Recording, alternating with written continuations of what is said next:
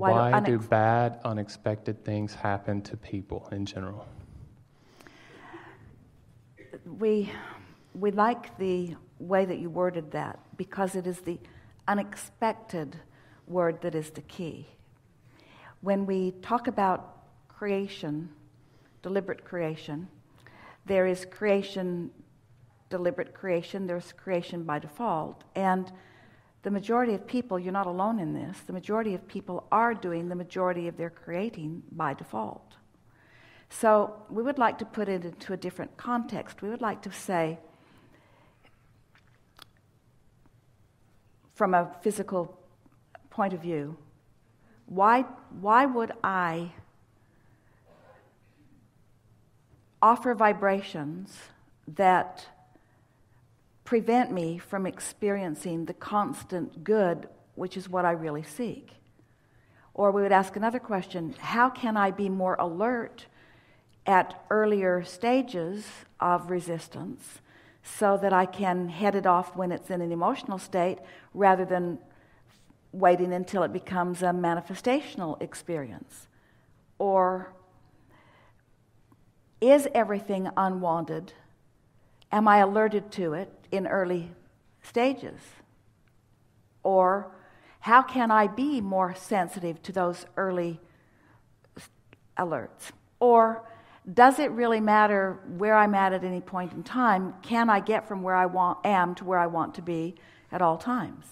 In other words, you're getting because clearly there are two ways that we like you to look at it. Sometimes on your way to something that you really do want, you take a journey through something that you think you do not want.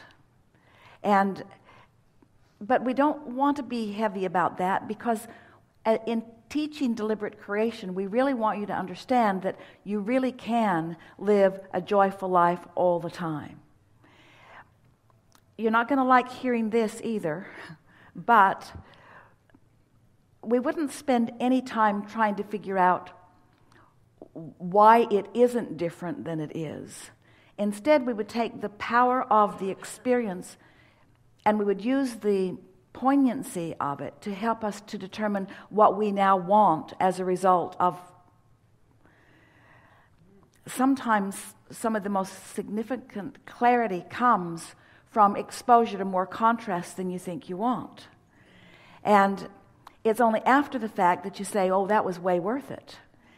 And then we want to say, we don't think long, hard exposure to contrast is way worth it, and we don't think it's necessary, but how are you going to know that unless you've had some experience of it? And so we just can't get around the fact that you are the creator of your own experience, and that there are some things that you're creating without realizing that you're creating them, because after all, most people don't even recognize that they are vibrational beings and that they are attracting by virtue of their vibration. And what confuses more people about that than all of the other things put together is that they think that their words should mean more. And so people become accustomed to saying things that maybe that they're not feeling. It's like even a parent who is shouting at a child, "Don't you know I love you?" in that moment is not displaying any vibration that's anywhere in the vicinity of love.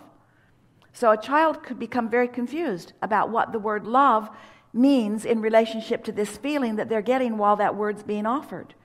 And there's just a whole lot of that goes on.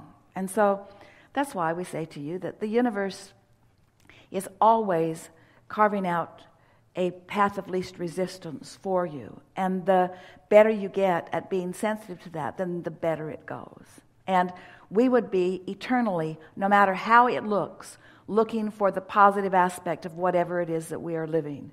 Because it is only in the acceptance that there is positive out of it